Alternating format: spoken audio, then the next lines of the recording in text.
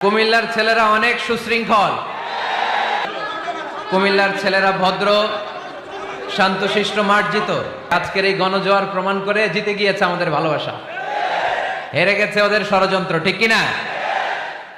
আমরা আল্লাহর দরবারে শুকরিয়া জানাই যে আল্লাহ তাআলা বহু প্রতীক্ষিত এই কুমিল্লা জেলার এই প্রোগ্রামে আমাদেরকে একত্রিত হওয়ার তৌফিক এনায়েত করেছেন।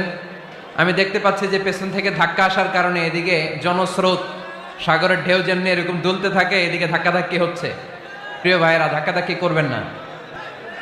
নিজ দায়িত্বে আজকে যারাই উপস্থিত হয়েছেন সবাই এই প্রোগ্রামের ভলান্টিয়ার, ঠিক কিনা?